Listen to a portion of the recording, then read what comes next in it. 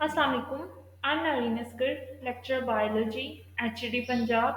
Today I'm going to discuss about binomial nomenclature as well as rules of binomial nomenclature. Basically, this is a naming of classification system. Last lecture में हमने taxonomy को study किया था।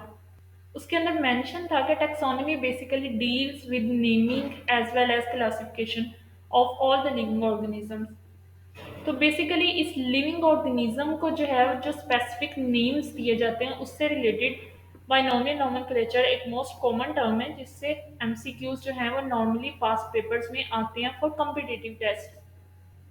सो first of all binomial nomenclature introduce किसने करवाया? That is Carlos Linnaeus. This is the most familiar one और उसका year 1751। इन दोनों से जो है वो एमसीक्यूज पास्ट पेपर में आए हुए हैं कि like who introduced this system and in which year जो है this system is basically introduced. So that is 1751.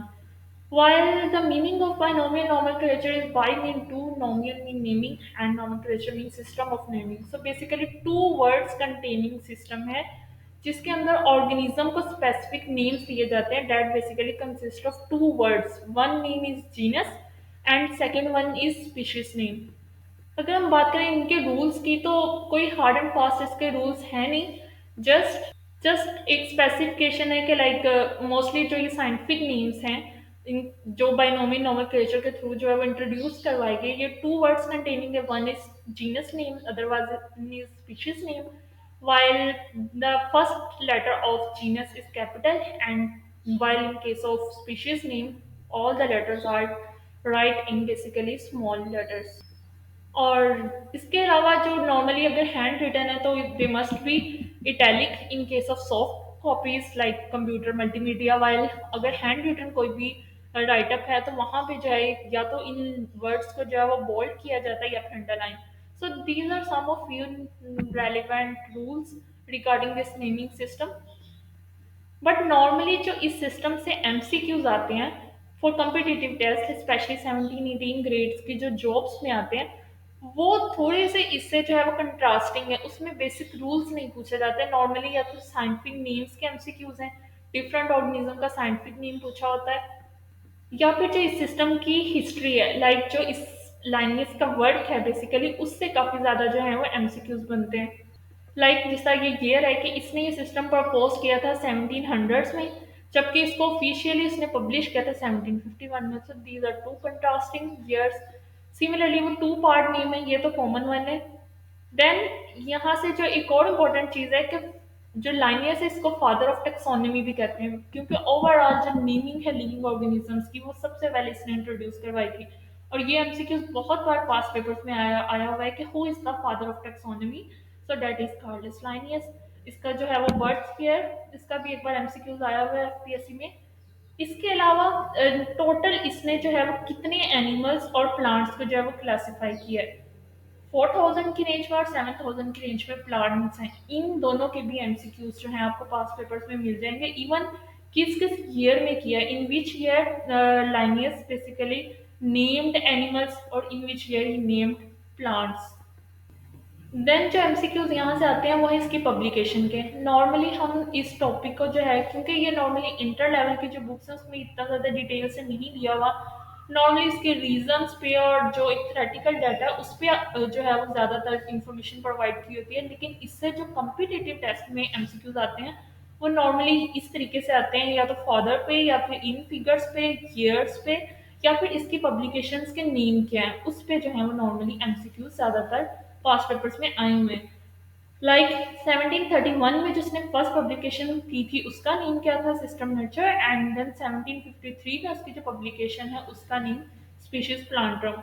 तो बेसिकली ये दो डिफरेंट जो हैं उसकी पब्लिकेशन है विद डिफरेंट ईयर्स। तो इनमें से किसी का भी जो है वो एमसीक्यूज पास पेपर में आ सकता है और आपको जो है ये पास पेपर में ये वाला एमसीक्यूज मिल भी जाएगा लास्ट ईयर्स के कि इन 1753 बेसिकली लाइनियस पब्लिश्ड विच जो है वो पेपर तो वो उसका नेम ये थी पब्लिकेशन का species plantarum. Then in which year basically he developed binomial nomenclature जो सिस्टम है वो उसका ये है 1753। So there are three MCQs जो कि किसी भी डायमेंशन से आ सकते हैं। Then father of taxonomy. So ये 4 जो इम्पोर्टेंट इसके अंदर चीज़ें हैं, ये बहुत ज़्यादा कॉम्पिटिटिव टेस्ट के हिसाब से हाइलाइटेड एरियाज हैं। Then next one is why not use common name. This is a basically background of this system की इसकी ज़रूरत क्यों पड़ी। ये नॉर्मल सा कंसेप्ट है कि जितने लिविंग ऑर्गेनिजम्स थे उनके बहुत से नेम्स जो है आपस में रिलेटेबल है, लाइक जैसा स्टार फिश है, इसके अलावा फिशेज जो ओशन में पाई जाती हैं, जो वर्टिब्रेटा के अंदर आती हैं वो भी फिश है, ये भी फिश है, इसके अलावा बर्ड्स में ड्रैगन फ्लाई वो भी, यानी बहुत से इस तरीके से जो है वो फिशेस फिश वर्ड लगता है, लेकिन इनकी स्पेसिफिकेशन के लिए फिर इनका जो है वो साइंटिफिक नेम इंपॉर्टेंट है ताकि उनको जो इजीली आइडेंटिफाई किया जा सके। सो बेसिकली इसका पर्पस यही है कि ताकि आपको बहुत से साइंटिफिक नेम्स का आइडिया हो जाए। देन हम साइंटिफिक नेम्स जो मोस्ट इंपॉर्टेंट ऑर्गेनिजम्स के हैं उसका एक सेपरेट लेक्चर भी रखेंगे, बिकॉज जो साइंटिफिक नेम्स हैं इंपॉर्टेंट प्लांट्स के as well as important animals के, उनमें से एक से दो एमसीक्यूज नॉर्मली बायो के पेपर में आ जाता है। इवन बॉटनी और जोलॉजी के केस में भी एनिमल्स और plant with respect to their field जो है वो ये एमसीक्यूज पास पेपर्स में आए हुए हैं। देन बाइनोमियल नोमेनक्लेचर जो है ये नॉट ओनली फॉर जीनस और स्पीशीज का नेम नहीं देता, बल्कि ये पूरे के पूरे ऑर्गेनिजम्स की जो है उसने क्लासिफिकेशन भी की है। यानी नॉर्मली हम ये कंसिडर करते हैं कि टैक्सोनॉमी में हम इस नेमिंग सिस्टम को पढ़ते हैं और जो लाइनियस है उसमें सिर्फ जीनस और स्पीशीज स्पेसिफिक नेम्स दिए हैं, लेकिन ये ऐसा नहीं है नॉ, बिकॉज क्योंकि लाइनस ने पूरा का पूरा एक ऑर्गेनिज्म को, उसकी एक स्पीशी को पूरी किंगडम से लेके स्पीशीज तक जो एक हायरार्किकल क्लासिफिकेशन चार्ट है जो हमने लास्ट लेक्चर में पढ़ा था कि ऑलमोस्ट 7 जो है वो डिफरेंट ग्रुप्स में डिवाइड किया जाता है एक ऑर्गेनिज्म को with respect to their similarities और डिफरेंट कैरेक्टरिस्टिक्स। तो उसी बेस पे जो है ये सारी की सारी क्लासिफिकेशन जो है ये लाइनियस ने ही दी, इसी वजह से उसको जो है वो फादर ऑफ टेक्सोनॉमी कहा जाता है। उसने जस्ट जो है वो साइंटिफिक नेमिंग नहीं दी, बल्कि ये हायरार्किकल क्लासिफिकेशन जो है ये भी जो है एसोसिएटेड है लाइनियस से। तो नॉर्मली अगर इस तरीके से एमसीक्यूज आ जाता है कि overall classification from kingdom to species level is first time introduced by, तो वो लाइनियस का नेम है, इसके अलावा डार्विन का हो सकता है, Lamarck and what ever. But in cases में जो है वो स्टूडेंट्स मोस्टली कंफ्यूज हो जाते हैं कि लाइनियस ने जस्ट जो है ये नोमेनक्लेचर वाला सिस्टम दिया तो ये क्लासिफिकेशन उसने नहीं दी, जबकि ये सारी की सारी क्लासिफिकेशन इसी से ही एसोसिएटेड है, नेमिंग से। तो इस वजह से लाइक ये होमोसैपियंस की क्लासिफिकेशन की एग्जांपल दी हुई है कि इसका किंगडम एनिमेलिया है, फाइलम कोर्डेटा है, क्लास मेमिलिया है, ऑर्डर इसका प्राइमेट्स है, family hominids and genus Homo as well as species जो है वो होमोसैपियंस। सो सिमिलरली एफएससी की बुक में जो पी प्लांट की दी हुई है, तो ये वर्ड भी जो है वो लाइनियस से ही एसोसिएटेड है। Then at last there are few MCQs relevant to the system of naming. First one is Linnaeus used which kingdom of classification? So ये MCQs भी दोनों पास में आए हुए हैं पास्ट पेपर्स में कि जो लाइनियस ने सिस्टम इंट्रोड्यूस करवाया है वो नेचुरल है या आर्टिफिशियल। सो बेसिकली जो लाइनियस का सिस्टम है वो है आर्टिफिशियल सिस्टम। मीन्स उसने आर्टिफिशियली जो है इसने जो है वो सिर्फ कुछ लिमिटेड करेक्टरिस्टिक्स की बेस पे जो है वो ऑर्गेनिज्म को क्लासिफाई किया था, इसी वजह से जो इसके लिए टर्म यूज होती है that is artificial. Like habitat, morphology means few characters are basically considered in case of Linnaeus classification system. So that's why it is considered as artificial. While in contrasting one is natural classification system, that is Bentham and Hooker। इन दो ने जो है natural system जो है वो introduce करवाया था, जिसमें पूरी की पूरी जेनेटिक बेसिस और फिर डिटेल में जो है ईच एंड एवरी एस्पेक्ट के हिसाब से जो है वो ऑर्गेनिज्म को क्लासिफाई किया गया है। यानी इसमें नॉर्मली जस्ट हैबिटेट और मॉर्फोलॉजी और बहुत से ऑर्गेनिजम्स का जो है वो हैबिटेट सेम, लेकिन ज़्यादातर मोस्ट कॉमन वन यही है। इसकी रीज़न ये कि इसमें बहुत ज़्यादा, जिस तरह हमने पढ़ी फिगर 7,000 की रेंज में प्लांट और 4,000 की रेंज में एनिमल को क्लासिफाई कर दिया था, जबकि ये सिस्टम इतना ज़्यादा कैपेबल नहीं है कि उसने बहुत ज़्यादा लिविंग ऑर्गेनिज्म को क्लासिफाई नहीं किया।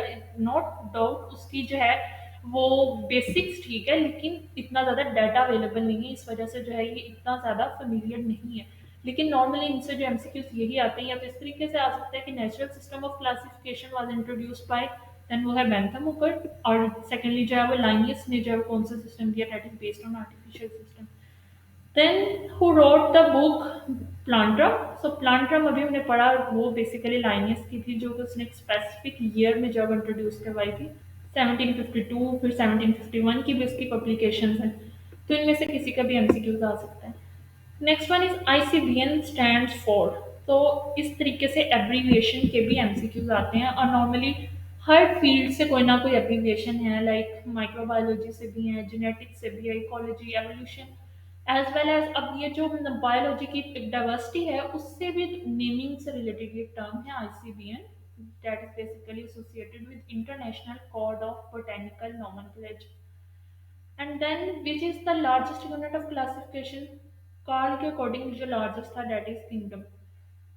अगर अब वैसे आए, कार्ल को मेंशन ना किया होता, जस्ट ये होता विच is the largest unit of kingdom, तो अगर उसके अंदर डोमेन का ऑप्शन है तो देन डोमेन, क्योंकि एक डोमेन के अंदर बहुत से किंगडम्स भी आ रहे हैं, लाइक जैसा कि डोमेन की एक एरिया है उसके अंदर आगे 4 किंगडम्स आ रहे हैं। सो बेसिकली डोमेन जो है वो किंगडम से भी लार्जेस्ट है, लेकिन यहाँ पे कार्ल जो है वो नेम मेंशन है, और इसने जस्ट किंगडम को कंसीडर किया था, डोमेन को कंसीडर नहीं किया। इसकी क्लासिफिकेशन स्टार्ट ही 7 ग्रुप्स वाली हेरेडिकल क्लासिफिकेशन से स्टार्ट होती है, that is basically the largest one is kingdom. And then how many animals and plants are named by card। and इस तरीके से अगर कंफ्यूजिंग डिफरेंट टर्म्स यूज होती हैं कॉम्पिटिटिव टेस्ट में। मेरे केस में भी यही था कि अक्सर जो है वो दो एमसीक्यूज के ऊपर जो है वो डाउट होता है, तो बेसिकली अगर आपको एग्जैक्ट फिगर्स पता है तो then you can easily mark right option. So hope you get my point. Stay connected and stay blessed.